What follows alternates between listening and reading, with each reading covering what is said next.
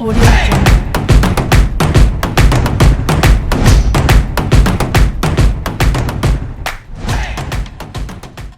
Buenas noches.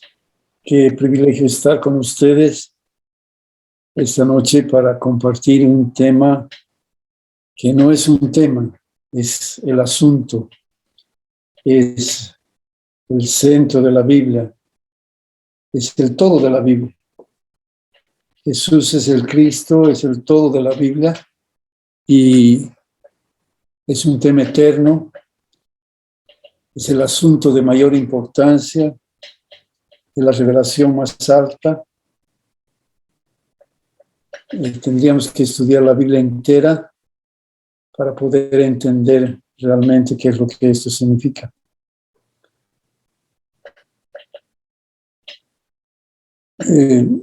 Pero yo quisiera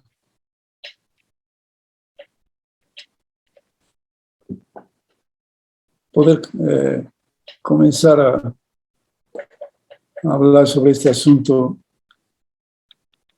dividiendo en dos partes. Las dos economías.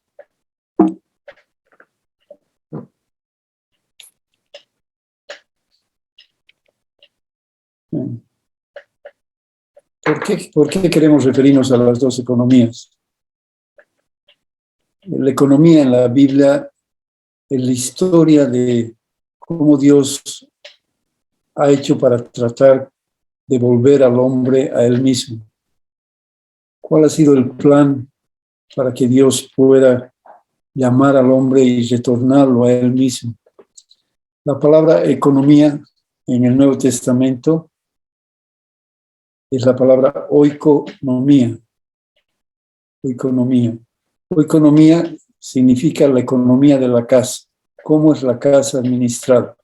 ¿Cómo Dios administra este llamamiento para que podamos volvernos a Él? Existen dos intentos de administrar la economía de Dios. La antigua economía y la nueva economía.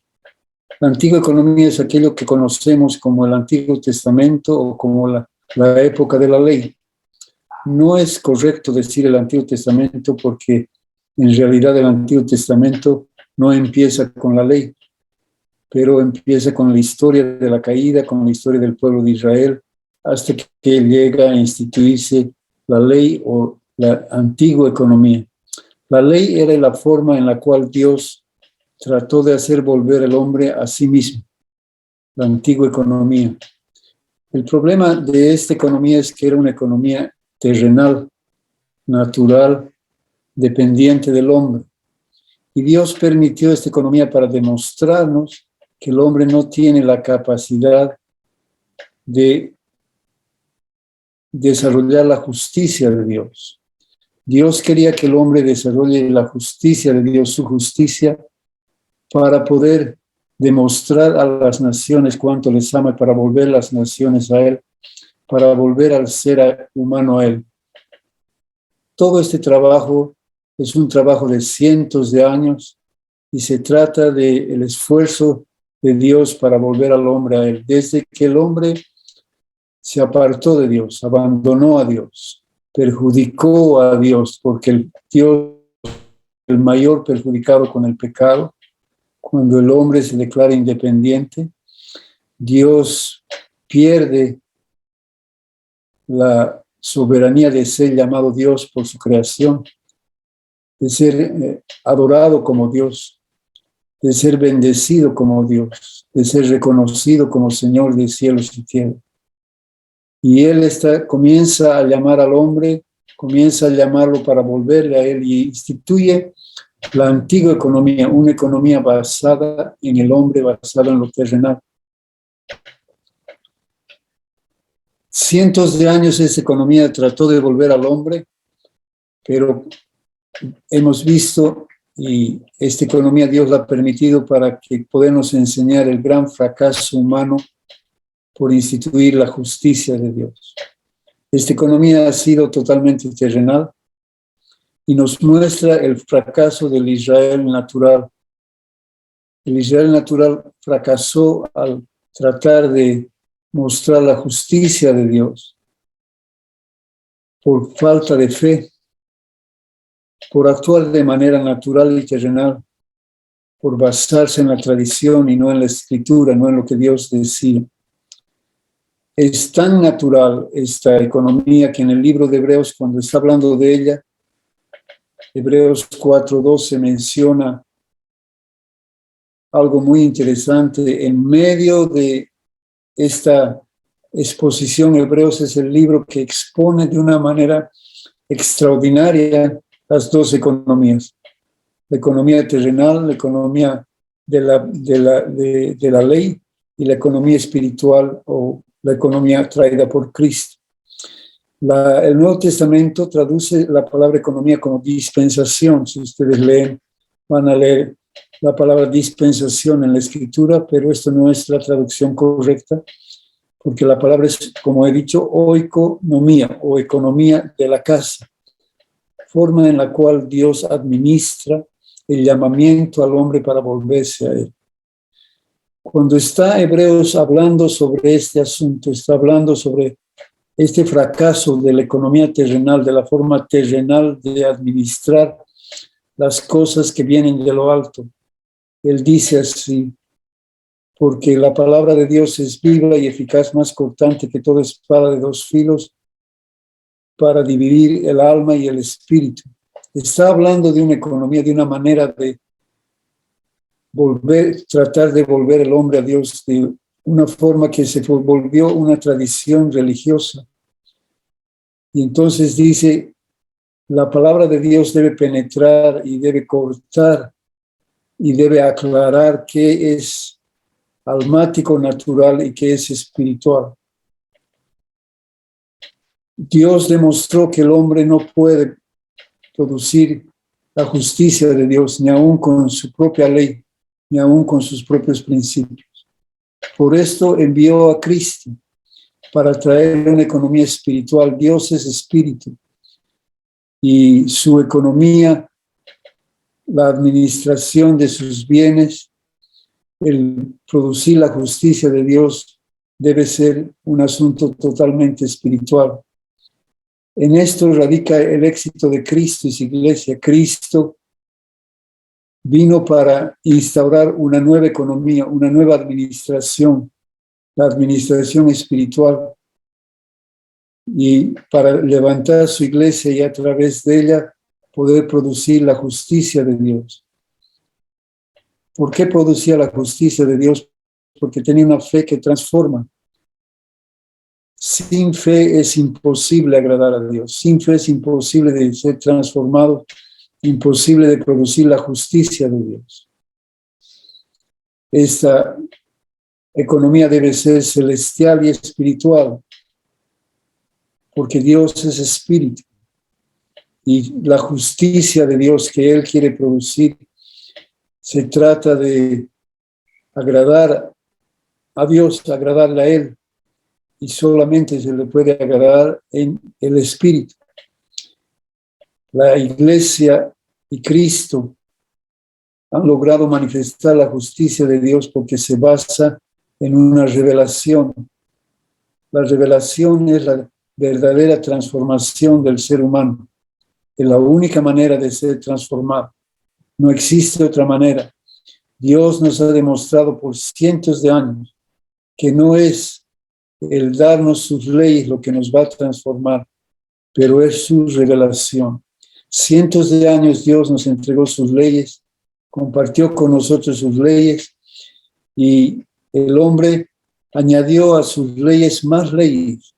Al final añadió su tradición y equiparó, puso al mismo nivel de autoridad la escritura dada por Dios como la tradición dada por los hombres.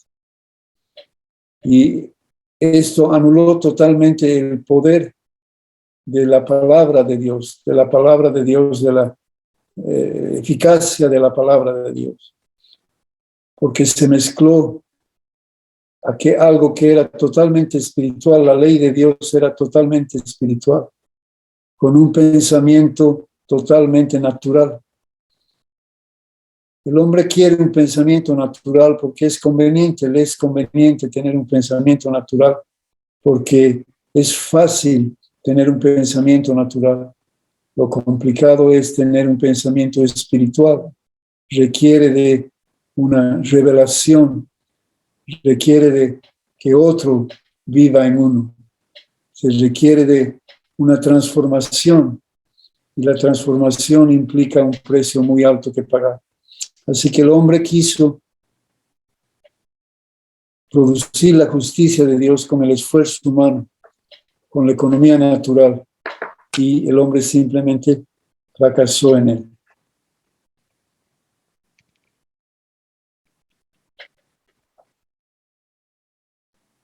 Jesús es el Cristo. Esta es la afirmación más alta. Jesús viene y divide toda la historia de los tratos de Dios con el hombre en dos partes. Anula la parte antigua y inicia una nueva vida, inicia una nueva administración. La cruz de Cristo se trata de la división de la historia del trato de Dios con la humanidad. Una parte quedó atrás, quedó anulada, y otra parte nació y se inicia con el nuevo nacimiento, se inicia con la iglesia, se inicia con la revelación de Jesucristo. Hay dos interpretaciones de Jesucristo, del Cristo. Una es la interpretación del trono y otra es la interpretación de la tradición. ¿Qué es lo que pensaba la tradición y qué es lo que piensa el trono del Cristo?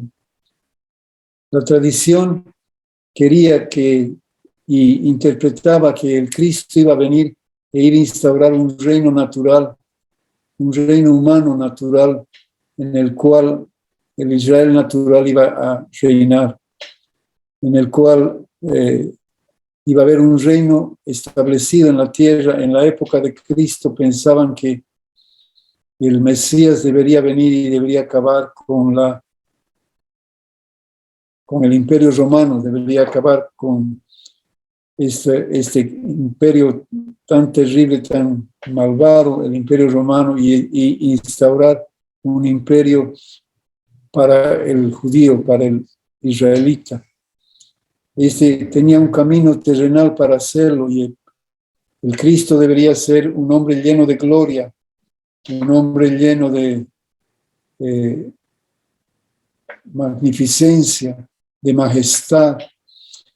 Dos razones por las cuales Israel no recibió a Cristo: una, por la que él no estableció un reino natural, no acabó con Roma y puso a Israel reinando en la faz de la tierra, y otra razón, por su pobreza. Israel no podía entender un Mesías pobre. Para Israel, el Mesías tenía que ser lleno de gloria, lleno de esplendor, lleno de majestad, un hombre lleno de recursos naturales, y debería reinar naturalmente y debería colocar en el trono. Por eso es que los discípulos buscaban y le preguntaban a Jesús, le pedían a Jesús que yo me sienta a tu derecha y yo a mi izquierda, porque este era un pensamiento totalmente judío, extraño. Pero Jesús viene pobre y humilde. Jesús viene para demostrar el carácter de Dios, la vida de Dios. Israel quería un Mesías con un camino terrenal. En cambio, la interpretación del trono, el trono de Dios, quiere enseñarnos para qué Él vino. Él vino para mostrarnos el camino al Padre, para mostrarnos el camino de vuelta a Dios. Él vino para establecer un camino espiritual, no un camino natural, para mostrarnos que el camino es espiritual porque Dios es espíritu. Cuando Jesucristo habló sobre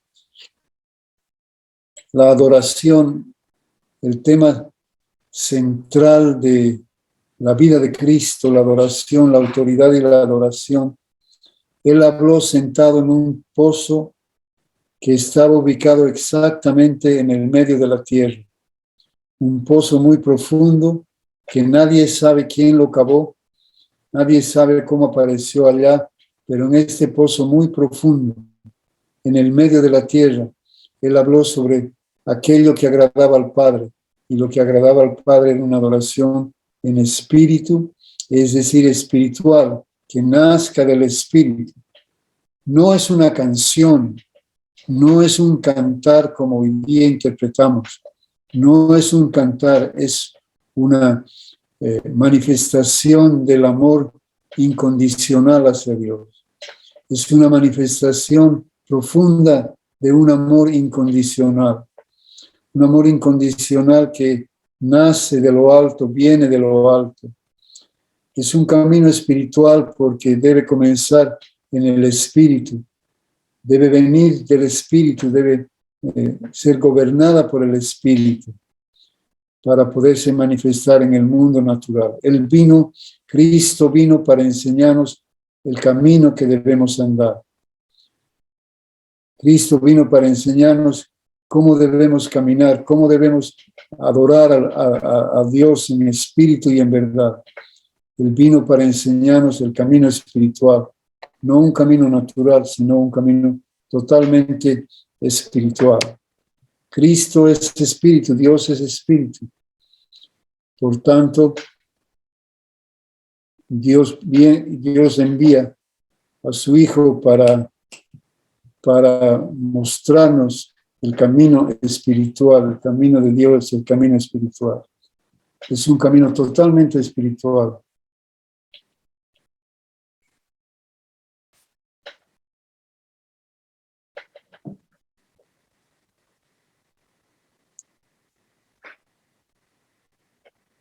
El sistema antiguo, o lo que llamamos el Antiguo Testamento, o más correctamente la época de la ley, tenía bases totalmente terrenales. Era establecido en bases terrenales. Había que sacrificar un cordero terrenal. Había que llevar un culto terrenal. Todo era terrenal. Todo era natural. El culto era visible. El culto era algo que usted podía ver las ofrendas, podía ver la ofrenda, la entrega, las oraciones, los sacerdotes, el ropaje, podía ver el templo, todo podía verlo. Este era un culto totalmente natural. Pero la nueva administración es una administración con bases celestiales. Se basa en un reino celestial, se basa en una adoración celestial. Cuando el sistema es espiritual, cuando la adoración es espiritual, cuando la administración es espiritual, el objetivo de esta adoración es ser como el hombre espiritual, Cristo el Señor. Nuestro objetivo es entonces ser como Cristo es, ser como Cristo el Señor. Pero cuando el sistema es terrenal, te vuelves como el hombre espiritual, pero Dios es espíritu y quiere que seamos como Él. Dios es espíritu y quiere que seamos como Él. Él dice, sean como yo soy. Debemos ser como Él es, y Él es espíritu. Él no es terrenal, no es natural, Él es espiritual.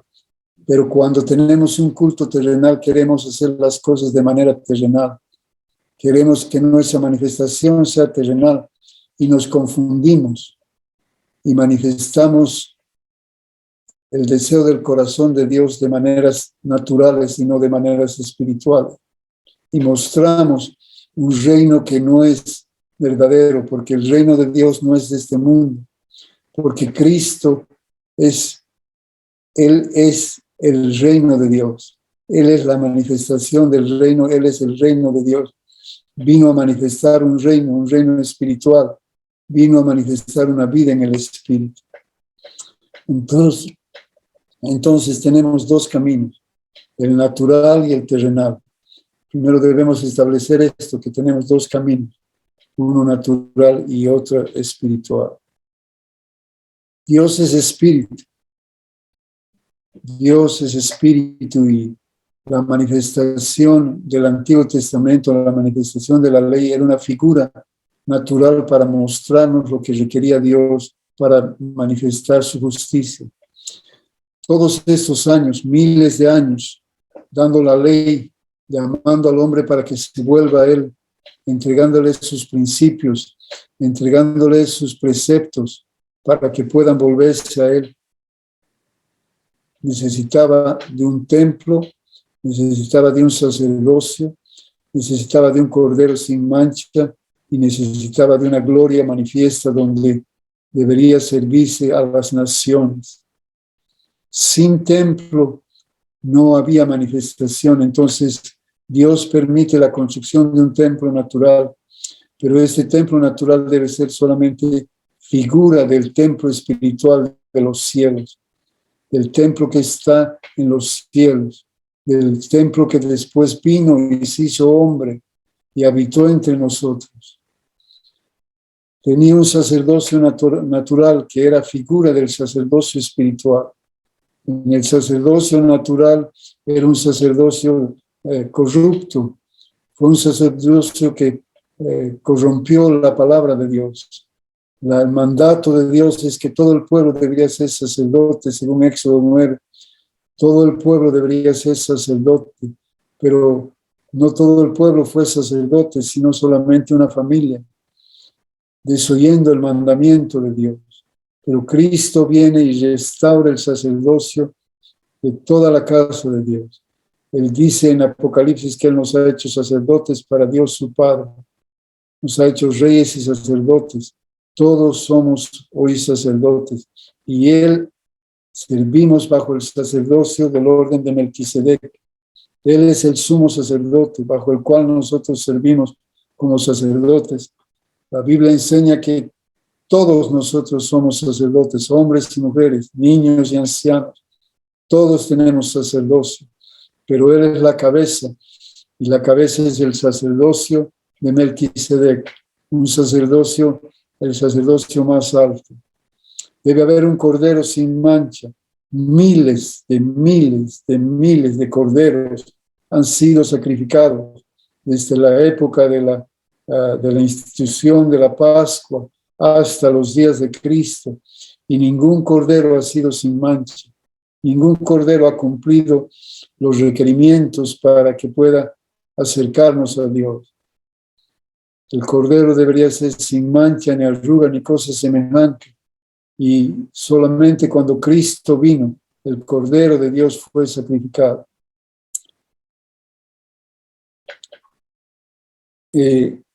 La marca de la manifestación espiritual es la manifestación de la gloria de Dios. Si el sistema es espiritual, si la forma de hacer las cosas son espirituales, la gloria de Dios debe ser manifiesta. Debe manifestarse la gloria de Dios, debe ser visible. Porque una cosa es que hablemos los cristianos y digamos que tenemos revelación, pero otra cosa es que digamos que tenemos una demostración. Jesús, cuando estaba en la tierra, Juan, al oír las cosas que Él hacía, al oír los hechos que Él hacía, las cosas que Él hacía, Juan mandó a preguntar: ¿eres tú el que había de venir? Porque Juan no podía, era muy judío, no podía creer que el Mesías estaba con rameras, con pecadores, con cobradores de impuestos. Y le mandó a preguntar: ¿eres tú el que había de venir? Y entonces Jesús sanó los paralíticos, los ciegos, los sordos, los mudos. Hizo una demostración del reino espiritual. Y en esta demostración, después de demostrar, dijo: vayan y díganle a Juan lo que han visto. Porque debe producirse una demostración. La iglesia puede tener revelación sobre el templo que es el Señor, el sacerdocio de Melquisedec. Puede tener el perdón del Cordero sin mancha. Pero si no tenemos la gloria manifiesta, no podemos servir a las naciones con la justicia de Dios. No podemos demostrar la justicia de Dios. La justicia de Dios no puede ser demostrada porque no hay manifestación. Entonces tenemos un sistema natural que no tenía manifestación y tenemos un sistema espiritual que es la que debe manifestar una manifestación.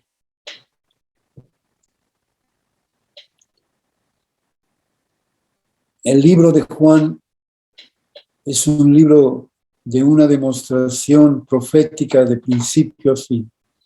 Dice que en el libro de Juan han sido registradas señales para que conozcamos y sepamos que Él es el Señor. Es un libro que comienza con una explicación de Cristo en el principio. Es un libro totalmente profético.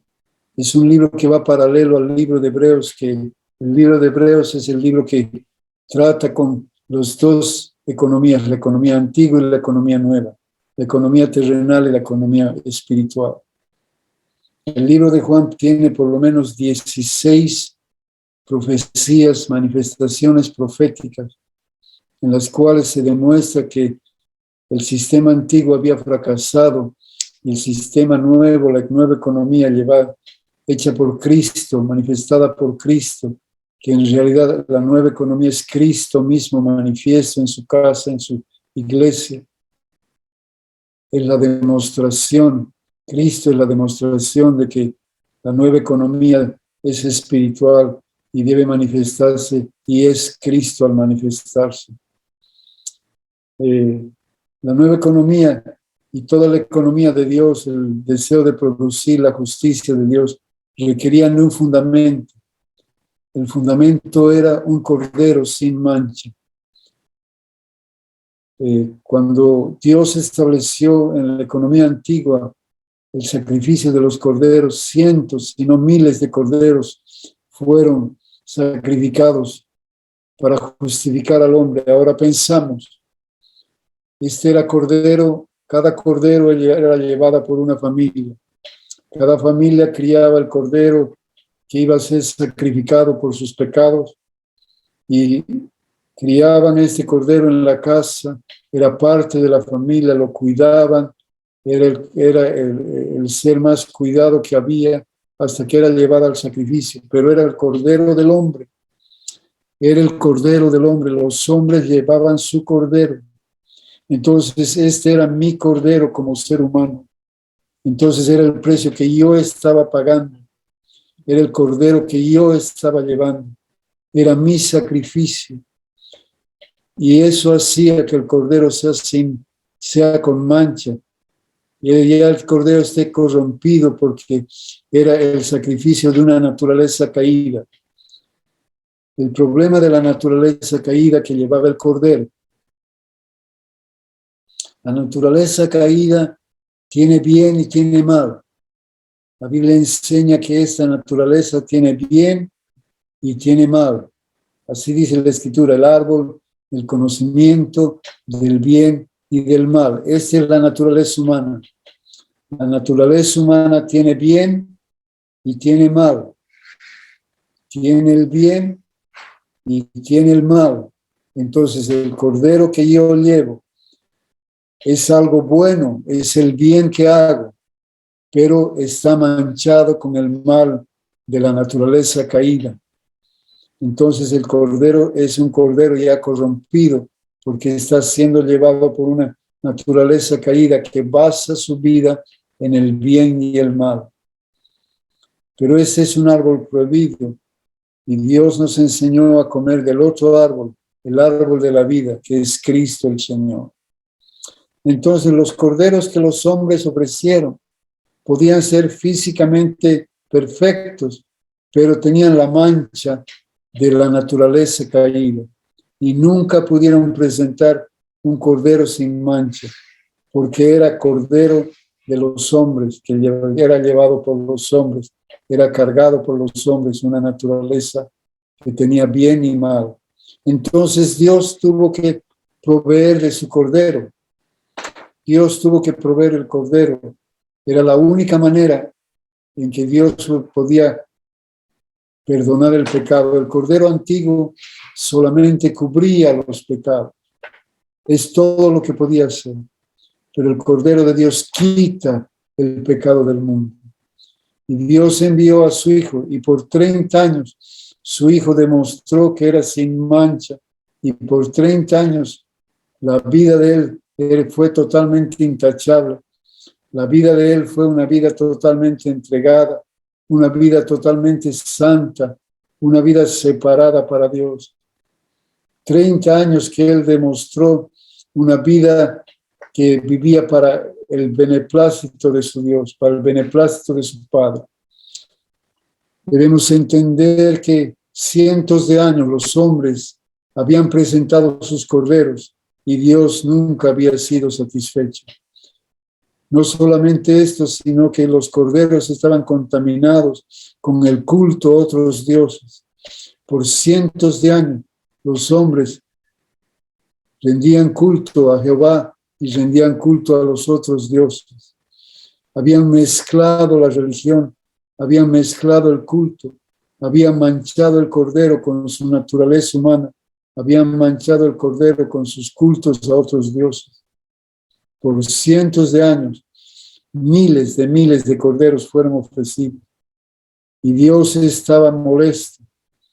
Y Dios estaba molesto y cansado con la humanidad, cansado con los corderos corrompidos, cansado con un culto terrenal, cansado con el hombre intentando en sus propios métodos volver y producir la justicia de Dios. Dios estaba cansado de una farsa religiosa. Dios estaba cansado de una corrupción religiosa y se calló por 400 años. Y Dios estuvo callado 400 años. Y vino Jesús y vivió 30 años una vida admirable. Vivió 30 años una vida de entrega, una vida de total rendición a su Dios. Y por 30 años Él demostró el amor incondicional a su Padre, la perfecta obediencia.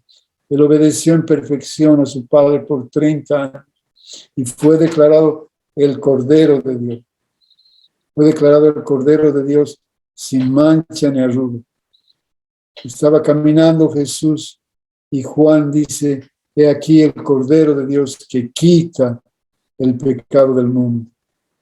Y aún dice, mirando a Jesús que andaba por allí, dijo: he aquí el Cordero de Dios. Por primera vez el Cordero iba a quitar el pecado.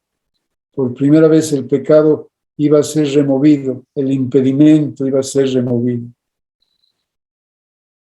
El pecado, vemos el pecado como algo seguramente inmoral, pero hablando de el pecado, una cosa, un asunto es el pecado y otra cosa son los pecados.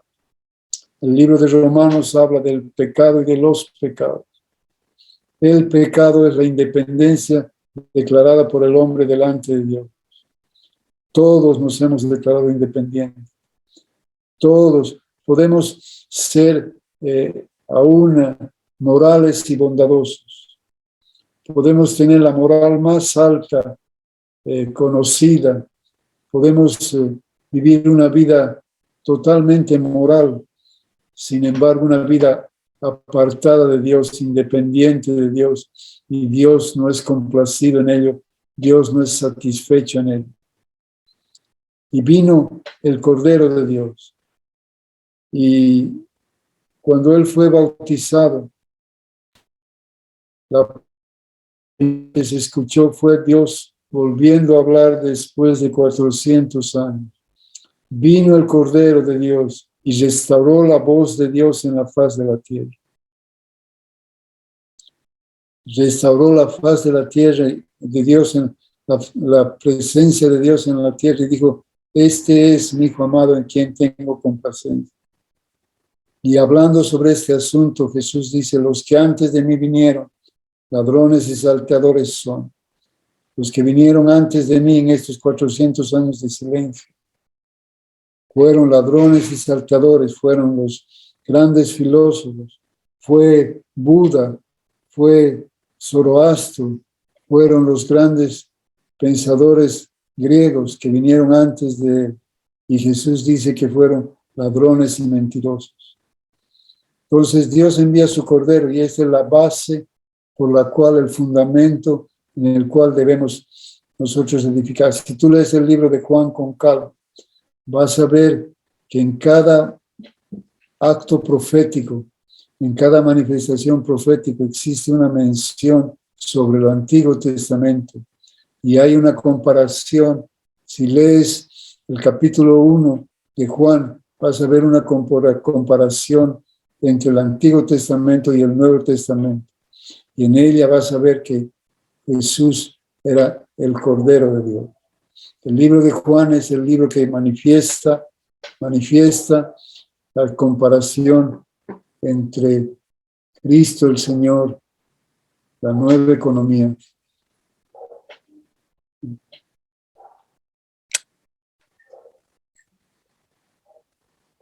La segunda cosa que habla en Juan capítulo 1 de la manifestación antigua y de la manifestación nueva es la comparación entre lo que ocurría en el Antiguo Testamento sobre un sistema religioso. Dios detesta los sistemas humanos religiosos. Dios aborrece el esfuerzo religioso humano, porque solo Cristo es capaz de satisfacerlo. No se trata de sacrificios. Dios dice, la Biblia dice, sacrificios no quisiste. No quisiste sacrificios ni ofrendas. No querías actividad religiosa. Entonces, en el Antiguo Testamento, debido a esta administración natural terrenal, los cielos estaban totalmente cerrados.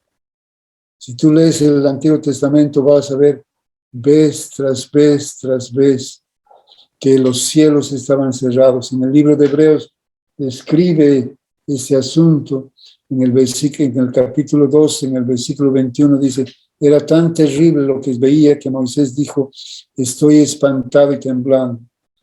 Los cielos estaban tan cerrados que nadie podía acercarse a Dios. Cualquiera que se acercaba a Dios moría inmediatamente. Dios se apareció en el monte y todo el que se acercaba moría inmediatamente. En el Antiguo Testamento vemos el clamor: si abriera los cielos, si los cielos fueran abiertos, porque los cielos estaban cerrados. Esto es lo que produce el sistema humano y terrenal, cielos cerrados. Pero vino Jesús. Y en Juan 1, en el versículo 51, dice: de aquí en adelante verás el cielo abierto y los ángeles de Dios que suben y descienden sobre el Hijo del Hombre. Van a ver el cielo abierto. Esta es la diferencia entre la manifestación natural, la manifestación de la ley de Dios dada al hombre caído, la manifestación mezclada entre la ley de Dios y las tradiciones de los hombres.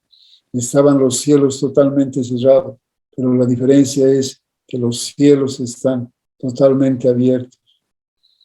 En Hebreos dice: acerquémonos con corazón sincero, en plena certidumbre de fe, purificados los corazones con la sangre del Cordero, dice el original, y lavados los cuerpos con agua pura. Podemos acercarnos al trono. Podemos hoy en día, donde quiera que estés, tú puedes acercarte porque hay un sistema espiritual, porque hay una vida espiritual, porque el Cordero de Dios ha sido sacrificado, porque los cielos están abiertos, porque hay un sistema espiritual, porque hay una relación espiritual, porque no hay más una relación terrenal. Nada terrenal le interesa a Dios. Dios no tiene ningún interés en cosa terrenal alguna, porque todas las cosas terrenales son buenas pero malas. Están contaminadas, están corrompidas desde el principio, están totalmente prohibidas. Solamente el árbol de la vida está permitido. Y el árbol de la vida no es otro que Cristo el Señor. Porque dice, aquel de que comiere de este árbol vivirá para siempre. Y solamente el que come de Cristo puede vivir para siempre. Entonces, había el culto terrenal y el culto espiritual, que es Cristo el Señor. Todo el culto espiritual es Cristo el Señor. Todo el culto natural es el esfuerzo del hombre, el esfuerzo natural por producir la justicia de Dios. Vamos a Juan 2. En Juan 2 hay la historia de una boda. Jesús fue a Caná a una boda y no fue porque le gustaban las bodas, fue porque tenía un acto profético que realizar, fue porque había una demostración profética que manifestar. Y nuevamente en Juan 2 ves el Antiguo Testamento y el Nuevo Testamento. El Antiguo Testamento mencionado y el Nuevo Testamento, la demostración del Nuevo Testamento allá es descrita. Dice en el versículo 6 de Juan 2, cuando Jesús estaba en las bodas y convirtió el agua en vino, dice en el versículo 6 del capítulo 2, estaba allí 6 tinajas de piedra para agua, conforme al rito de purificación de los judíos, en cada una de las cuales cabían 2 o 3 cántaros, mucha agua. Pero dice que era para purificación de los judíos. Ahí está el Antiguo Testamento. La boda de Dios con su pueblo había perdido totalmente el vino, había perdido totalmente el valor. Dios se casó con su pueblo del Antiguo Testamento. Y al final dice la Escritura que Dios le dio carta de repudio a su pueblo, porque no podía soportar más este sistema natural. Y dice en el versículo 10, después de que llenaron de agua las tinajas de purificación de los judíos, llenaron de agua el vino de la boda de Dios con su pueblo había muerto. La boda de Dios con su pueblo se había muerto, Dios les había dado carta de repudio y ahora no había vino, no había espíritu, no había la vida del espíritu, no había la vida de Dios. El vino representa la vida de Dios. En el versículo 10 dice, trajeron pues al maestresala y le dieron de probar. Y dijo el maestresala, todo hombre sirve primero el buen vino. Cuando ya han bebido mucho, entonces el inferior. Mas tú has reservado el buen vino hasta ahora. El hombre que se estaba casando era un buen judío y había servido el buen vino al principio. Pero el Señor había cambiado el agua en vino, en mejor vino, aún mejor que el del principio. Él viene para restaurar la boda, para restaurar las cenas de las bodas, para restaurar la unidad con el hombre, para restaurar la relación íntima con el hombre. Dice en Jeremías, hablando del día de la Pascua, el día de la Pascua, no como en el pacto que hice con sus padres, el día que tomé su mano para sacarlos de la tierra de Egipto. Esta es la Pascua, esta es la fiesta de bodas antigua, del Antiguo Testamento, porque ellos invalidaron mi pacto, aunque fui yo marido para ellos, dice Jehová. El Señor fue marido y tiene que darles carta de repudio. ¿Por qué? Porque decidieron servirle naturalmente y no espiritualmente. Decidieron servirle para su egoísmo, para su bien propio, no para su beneplácito. Decidieron servirle para que ellos estén bien, para ellos quedar bien. Decidieron servirle con su cordero, servirle con su vino. Y Dios aborrece un sistema corrupto. Dios aborrece un sistema corrupto y un sistema natural.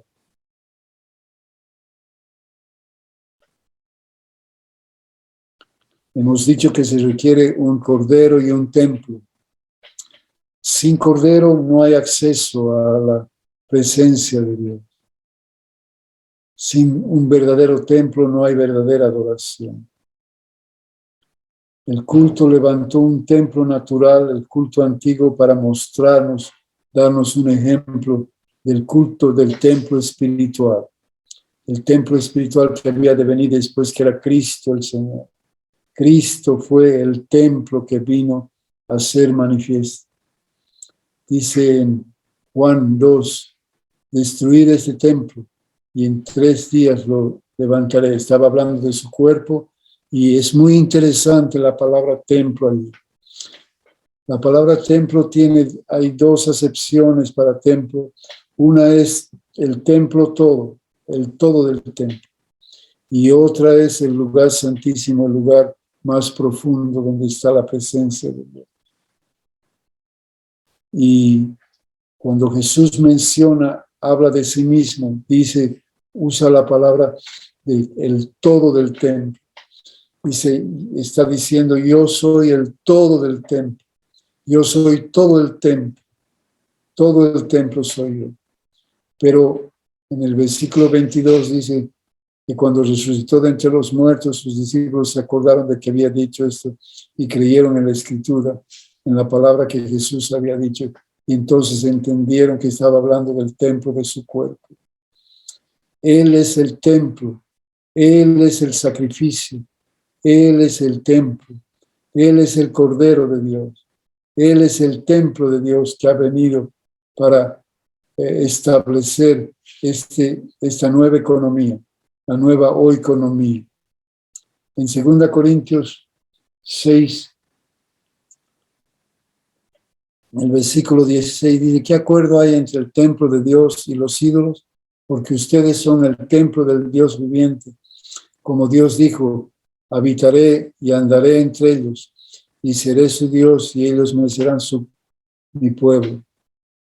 El templo, la palabra templo aquí es el lugar santísimo, el lugar más profundo. No es el todo del templo, pero es el lugar más profundo, es el lugar santísimo. Nosotros, los hombres redimidos, los nacidos de nuevo, los que hemos vuelto a nacer, los que nos hemos arrepentido, Dios nos ha concedido el arrepentimiento. A los que Dios nos ha concedido el arrepentimiento y hemos nacido de lo alto, somos el templo de Dios. No es templo el salón donde te reúnes, hermano. No es el templo, el edificio donde te reúnes. El templo es Él, el todo del templo. Y nosotros somos el lugar más secreto, el lugar más santísimo, el lugar más profundo. Dios no está interesado en nuestros edificios. Nuestros edificios no le interesan para nada a Dios. Dios puede vomitar si ponemos nuestra esperanza en un edificio. Pero la casa de Dios, el templo de Dios somos nosotros. No es que nos reunimos y el edificio va a ser la casa de Dios. No, la casa de Dios somos nosotros. ¿Por qué hay este dicho famoso que usamos y decimos, nos vamos a ver en la iglesia como si la iglesia fuera el lugar donde nos reunimos?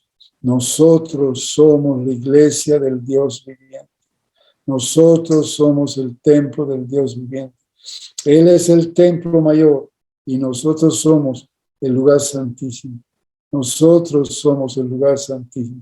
No es un edificio, por más lujoso que sea, por más maravilloso que sea, Dios puede vomitar si nosotros llamamos de su templo un edificio. ¿O llamarías tú a tu esposa de edificio? ¿O llamarías tú a la esposa de Dios de edificio? No es un edificio, somos una morada viviente. Somos nosotros el templo de Dios.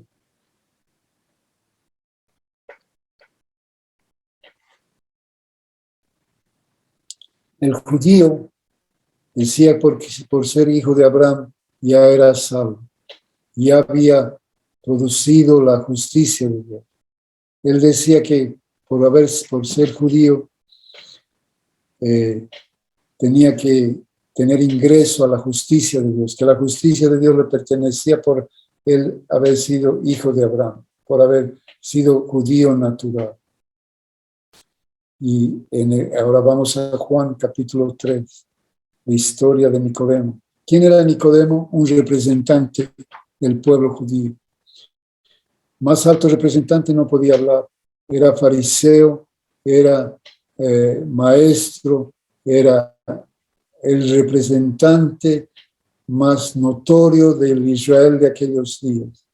Y al representante de Israel, Jesús le está hablando sobre el Israel natural, sobre el culto natural, y le está diciendo, de cierto te digo, que el que no nace del agua del Espíritu no puede entrar en el reino de Dios. Lo que es nacido de la carne, el culto natural, el culto que ustedes presentan, la religión que ustedes presentan es de la carne. Lo que es nacido del Espíritu, Espíritu es. Dios aborrece el culto carnal. Dios aborrece el culto natural. Dios quiere un culto espiritual, una relación en el Espíritu. Por eso dice en Romanos 8, los que viven según la carne no pueden agradar a Dios. Mas ustedes no viven en la carne, sino en el Espíritu, si es que el Espíritu de Dios mora en ustedes. Si el Espíritu de Dios mora en ti, entonces vas a poder agradar a Dios.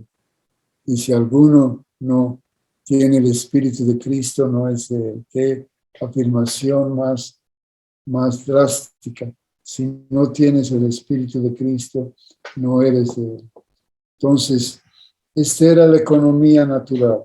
Esta era una economía totalmente natural que Dios aborrecía. Pero Él ha venido a establecer una economía totalmente espiritual. Debemos, pues, buscar lo espiritual y no lo natural.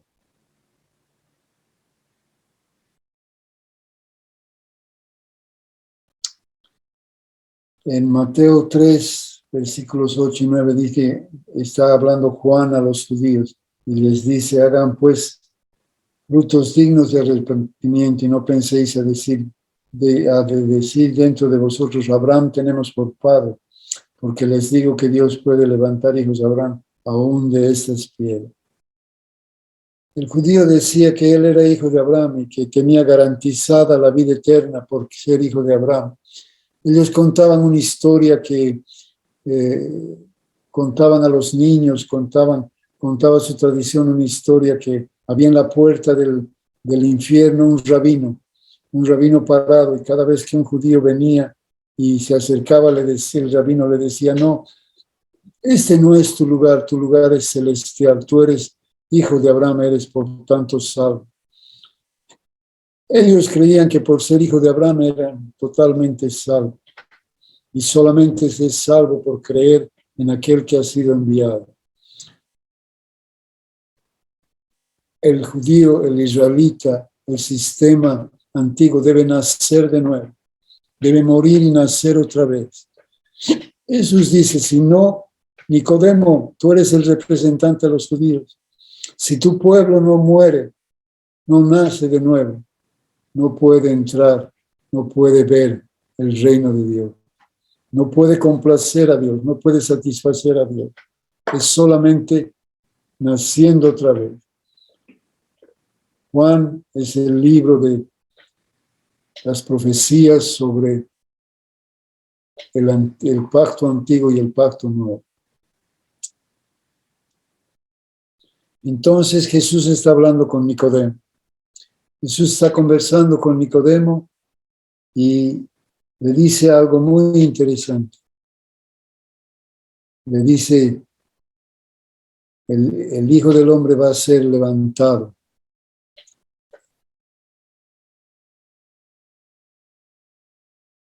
Y todo el que le mire va a ser salvo. En Números 21, en Juan 3, Jesús le dice el famoso versículo que todos mencionamos, porque de tal manera amó Dios al mundo que ha dado a su Hijo unigénito para que todo aquel que en él crea no se pierda, mas tenga vida eterna. Pero ¿de qué está hablando? Vamos a ir al relato de Números, en Números 25.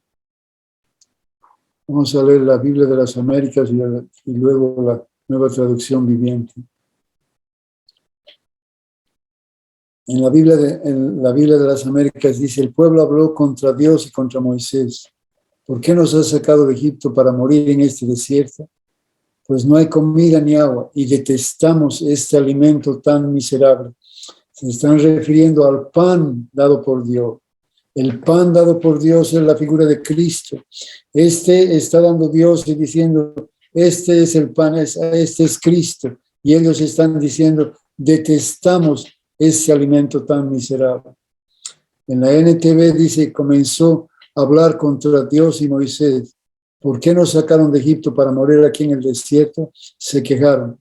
Aquí no hay nada que comer ni agua que beber. Además detestamos este horrible maná. Este horrible maná. Están hablando de Cristo, de la figura de Cristo. Están diciendo que era horrible, que era detestable, que era un alimento miserable. Y Dios, cuando uno se levanta contra Cristo, la Biblia dice que no deshonren al Hijo porque de pronto se inflama su ira. Se inflamó la ira de Dios y envió serpientes que los mordían. Y habló con Moisés y le dijo: hazte una serpiente de bronce y ponle sobre un asta. Y Moisés hizo una serpiente de bronce y la puso sobre un asta. Y cuando alguna serpiente mordía a alguno y miraba a la serpiente de bronce, vivía. Y Cristo dice: el Hijo del Hombre va a ser levantado para que todo aquel que en él crea no se pierda, mas tenga vida eterna. Juan 3:16 se trata del juicio de Dios, se trata de la maldición de Dios que ha sido puesta en Cristo para que nosotros no seamos malditos de Dios, para que el juicio de Dios no nos afecte. Juan 3:16 no es una historia romántica, es la provisión de Dios para salvarnos del juicio de Dios. Entonces en Juan 3 vemos que Cristo se ha hecho maldición, mencionando Números 21. Y en Juan 4 comienza es la historia de Cristo y la samaritana. Jesús va a hablar sobre el agua, va a hablar sobre el pozo, va a hablar sobre la adoración, va a decir: no es más en Jerusalén ni en este monte, es en el Espíritu. Va a decir: ahora es espiritual. En Juan 4, en el versículo 13 y 14 dice: respondió Jesús y dijo: cualquiera que bebe de esta agua tendrá sed, mas el que bebe del agua que yo le daré no tendrá sed jamás, sino que el agua que yo le daré será en él una fuente que salte para vida eterna. Él ha venido a darnos una fuente, no es en Jerusalén, no es en nuestro monte. Los cristianos hemos edificado nuestros montes, hemos edificado nuestros edificios, hemos edificado nuestros salones y hemos hecho nuestras Jerusalén. Y Jesús dice: no es en Jerusalén, no es en este monte, no es en el monte de Samaria, es en el Espíritu, es en el Espíritu. Cualquiera que beba del agua que yo le daré no tendrá sed jamás, sino que el agua que yo le daré será una fuente de agua que salte para vida eterna. Y en Números 21, después de hablar de la serpiente, de colocar la serpiente y en una asta y mirar la serpiente, mencionan el pozo. En Números 21, 16 al 18. Entonces Israel cantó este cántico: sube, oh pozo, a él cantar. Pozo el cual cantaron los señores, lo cavaron los príncipes del pueblo, el legislador con sus báculos, del desierto vinieron a matar. Jesús habla de que él va a ser levantado. Está mencionando la figura en Números 21. Y luego pasa a Samaria, donde habla del agua y agua de la fuente de agua. Y Números 21, después de hablar de las serpientes, habla del pozo y dice: a este pozo cantar las aguas de agua viva. las aguas de agua. Él es el agua, Él trae el agua para beber.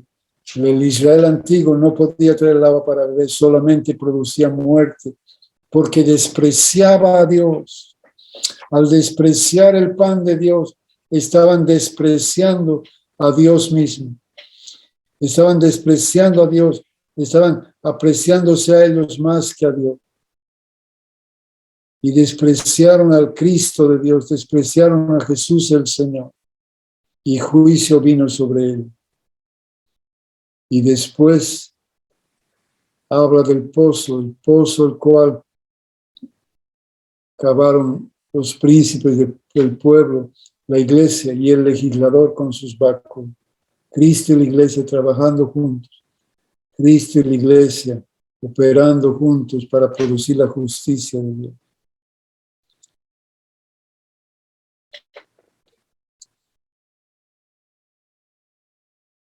La palabra de vida y la ley de muerte. Después del relato de la samaritana, hay en Juan 4 el relato de un oficial del rey, que su hijo está muriendo y va a buscar a Jesús, camina todo un día buscando a Jesús hasta que lo encuentra y le dice: Señor, desciende antes que mi hijo muera. Y Jesús le dice: ve, que tu hijo vive. Y el hombre creyó en la palabra que Jesús le dijo y fue. El espiritual tiene la palabra que produce vida. El espiritual tiene la palabra que produce vida. La iglesia tiene edificios o tiene la palabra que produce vida. La iglesia tiene templos o tiene la palabra que produce vida. La iglesia tiene canciones o tiene adoración. La iglesia tiene oración o tiene buena labia o tiene cultos humanos. ¿Qué culto estamos ofreciendo? ¿Culto humano o culto divino? ¿Culto espiritual o culto terrenal? ¿Estamos ofreciendo a Cristo el Señor, la vida de Cristo, o estamos ofreciendo respuestas humanas? Si todos los fariseos, los judíos, los saduceos, los sacerdotes se hubieran juntado y hubieran ido donde este muchachito a hacer sus oraciones, a hacer sus ritos, nunca hubieran producido vida, hubieran producido simplemente muerte. Pero Jesús da la palabra y produce vida. En 2 Corintios 3, en el versículo 6, dice: el cual nos hizo ministro competente de un nuevo pacto, no de la letra, sino del Espíritu, porque la letra mata, mas el Espíritu vivifica. Somos ministros, es decir, servimos, somos siervos de un pacto espiritual, de un pacto que se basa en Cristo. Somos siervos que se basan en lo que Cristo dice, en lo que Cristo es. Cristo es el sacrificio, Cristo es el templo, Cristo es el sacerdote, Cristo es el sumo sacerdote, Cristo es la palabra, Cristo es la respuesta, Cristo es el camino, Cristo es la verdad, Cristo es la vida. Tenemos a Cristo a quien manifestar y nosotros somos ministros de este nuevo pacto, de la letra, el Espíritu que vivifica. La letra mata, pero el Espíritu vivifica. La letra de los fariseos, la letra de los saduceos, la letra de Israel había matado al pueblo durante cientos de años, pero viene Cristo y da la palabra espiritual, la palabra en el Espíritu que da vida. En Juan 6 dice: el Espíritu es el que da vida, la carne para nada aprovecha. Las palabras que yo les he hablado son Espíritu y son vida. Perdón que haga una pregunta para los organizadores de este. No sé cuánto tiempo tenemos, en cuánto tiempo estamos, hemos hablado, y no sé cuánto tiempo más tengo, si tengo que parar aquí o tengo que seguir. Díganme algo, por favor. Ya vamos 1 hora, pero si necesita redondear algo, podríamos tener unos 5 minutos más. Ya, gracias. Ya, son 16 asuntos que Juan menciona Son 16 asuntos que Juan menciona. No puedo ir a los 16 asuntos, estoy viendo muy rápidamente apenas 8 asuntos, pero todo lo que Juan menciona es que Cristo es la total respuesta. Cristo es el templo de Dios, Cristo es el sacrificio de Dios, Cristo es el camino de Dios, Cristo es la única respuesta para los hombres. Y había otro asunto que en el inicio, que decía la necesidad de hablar y escuchar las buenas noticias. Obviamente, las buenas noticias vienen por el oír la palabra de Dios. Romanos, Pablo, cuando escribe Romanos, es muy interesante lo que Pablo habla en Romanos, porque Romanos es una carta tan especial, porque Pablo no conocía Roma, no conocía la iglesia en Roma, porque él no entendía los problemas que los romanos estaban pasando, así que escribió el pensamiento sobre Dios, porque en todas las cartas Pablo escribe para ayudar a los hermanos. El único deseo de Pablo era ayudar a los hermanos y escribe sobre los problemas que tenían los hermanos, las situaciones que tenían. Como en Roma no conocía, él escribe el pensamiento, la filosofía cristiana. Hablando de filosofía cristiana, quiero dejar una recomendación. Si en realidad quieres aprender el pensamiento cristiano, deberías entrar a una serie que se llama ¿Cómo entonces debemos vivir? De Francis Schaeffer. Pueden entrar en YouTube, buscar ¿Cómo entonces debemos vivir? Francis Schaeffer, y ver toda la serie. Esta serie te va a mostrar toda la filosofía cristiana que estamos hablando. Y Pablo dice en su fabulosa carta a los romanos, a griegos y a no griegos, a sabios y a no sabios soy deudor. Hermanos, hemos recibido una salvación tan alta, jamás vamos a poder entender la altura y la profundidad, que somos deudores a griegos y a no griegos, a sabios y a no sabios, somos deudores. Somos deudores para presentarles la palabra de Dios, para presentar a Cristo. Cristo vino trayendo la gracia de Dios. Cristo vino trayendo la vida de Dios. Cristo vino trayendo la revelación de Dios, el conocimiento de Dios. Él es el único camino y es la única forma en que Dios está satisfecho.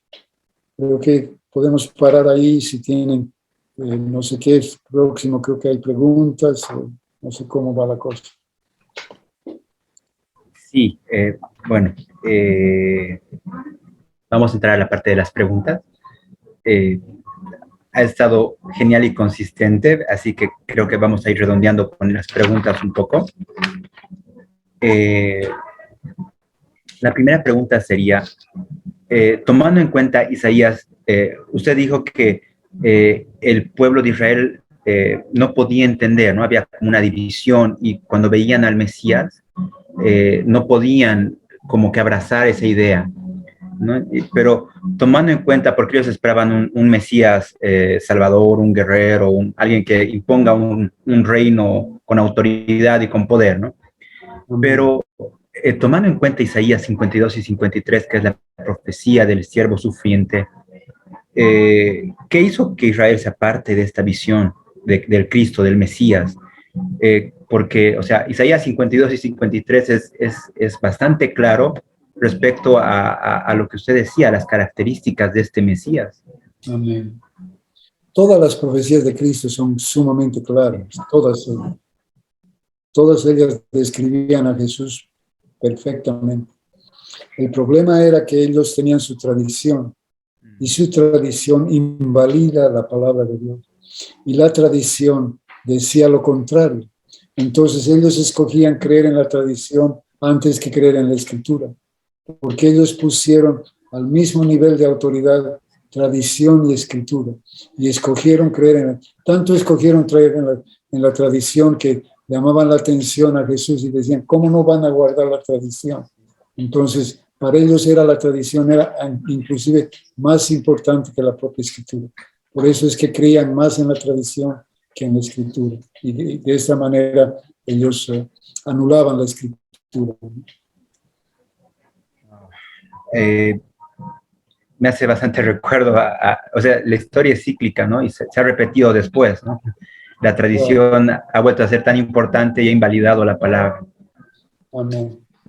La segunda pregunta sería, tomando en cuenta Romanos 2:29, que dice que no es judío, sino que es judío el que lo es en el interior, y la circuncisión es la del corazón, por el espíritu, no por la letra, cuya aprobación no proviene de hombres, sino de Dios. Y tomando en cuenta Deuteronomio 10:16, que dice, circuncidad pues el prepucio de vuestro corazón y no endurezcáis más vuestra cerviz. ¿Por qué Juan llegó a dudar? O sea, si estaba tan claro en los profetas que la circuncisión era la del corazón, entonces toda esta cantidad de normas y leyes que venían por la tradición, no es que Jesús las estaba invalidando, pero ¿qué hizo que Juan dude y le pregunte, ¿tenemos que esperar a otro? Bueno, la escritura dice claramente, al oír los hechos, lo que él estaba haciendo. ¿Qué es lo que estaba haciendo? Estaba andando con las prostitutas, estaba andando con los pecadores, estaba andando con los cobradores de impuestos, dormía en la casa de los cobradores de impuestos, bebía vino. Al ver la vida de Cristo, la libertad de Cristo, se escandalizó como todos los judíos, ¿no? Entonces fueron estos hechos que lo escandalizaron, sobre todo el hecho de andar con las prostitutas, de dormir en la casa. Dormir en la casa de los cobradores de impuestos es uno de los asuntos que más escandalizó a todos los judíos. Él duerme en la casa de Nicodemo, por ejemplo, posa en la casa de Nicodemo y duerme en la casa de Nicodemo. Y entonces esto le escandalizó a Juan. Esto me daría lugar a la tercera pregunta. Usted nos decía que la vida natural, las esferas de la vida natural son corruptas, ¿no? Entonces, si las cosas terrenales o las esferas de la vida natural que son corruptas, ¿las podemos redimir? ¿Hay alguna forma de redimir estas esferas de la vida natural o tenemos que vivir una vida completamente apartada, espiritual, por así decirlo? Sí, es un área un poco conflictiva porque parte de esta área natural es prohibida, es totalmente prohibida, pero debemos vivir una vida natural del día a día gobernados por una vida espiritual. El asunto se trata de un gobierno, ¿no? Se trata de quién va a gobernar, si va a gobernar la naturaleza carnal, la naturaleza caída, la independencia de Dios, o nos va a gobernar el espíritu, y el espíritu nos va a llevar una vida normal, pero gobernada por él. Es un asunto de gobierno, hasta ahí podemos llegar. Quisiéramos vivir separados, yo quisiera volverme monje y vivir totalmente separado, pero no es el llamamiento es estar en el mundo, ser la sal y la luz de este mundo. Y esto es que debemos vivir un gobierno espiritual, pero una vida natural.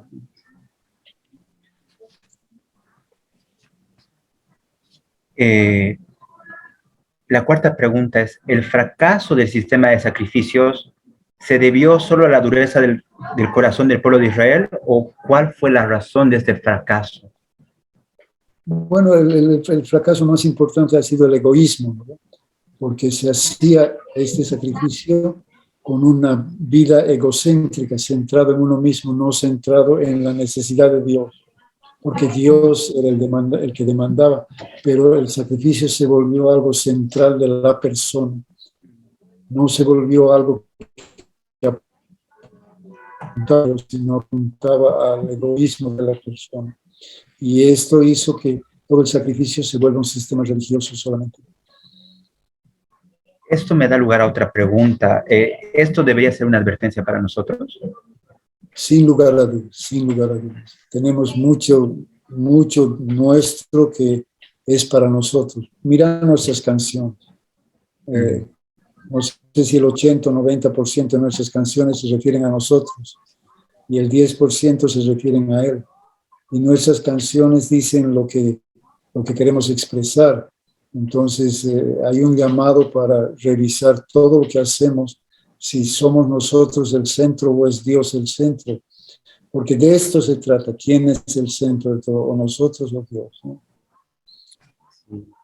Esto me hace recuerdo a la parábola del fariseo y el publicano, ¿no? El publicano se fue justificado simplemente por el hecho de que él aceptó y creyó de todo corazón que él no podía ser justificado. Amén, amén, amén. La última pregunta que tendríamos es, ¿por qué se escogió una serpiente y qué representaba el bronce? O sea, ¿por qué Moisés levantó la serpiente y qué representaba el bronce? Bueno, la serpiente es es en la Biblia es señal de rebelión, señal de rebeldía contra Dios. Y la serpiente estaba, Cristo cargó y Cristo fue hecho rebelión. Cristo fue hecho rebelión por nosotros. Y el bronce habla de la naturaleza caída, la naturaleza humana caída, porque la naturaleza divina es oro, pero el bronce habla de la naturaleza humana. Entonces Cristo hecho hombre, haciéndose la rebelión para que ésta fuese clavada. La rebelión de la serpiente. Bueno, nos deja con mucho que pensar. Muchas gracias. Bueno, gracias. Don Isaac, el Señor me ha hablado, me ha dicho que tienes que ver, por favor, Francis Schaeffer. No dejes de ver. Amén, amén. Gracias. Sí, Francis Schaeffer es genial. Perdón, hay una pregunta más que acaba de llegar. Es si hemos sido sacados del mundo. Puntualmente dice eso, si hemos sido sacados de este mundo. Yo imagino que está hablando de, con la obra de Cristo, ¿hemos sido sacados del mundo?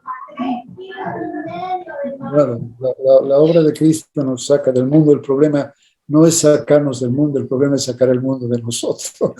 Sí. Es la dificultad. Bueno, entonces tenemos que permitir que Cristo vaya conquistando cada área de nuestra vida, cada área de nuestra mente. Muchas gracias. Muchas gracias, pastor. Ha sido un privilegio. Gracias a todos ustedes. Y como decía el pastor, que el Señor les bendiga. Muy buenas noches. Amén.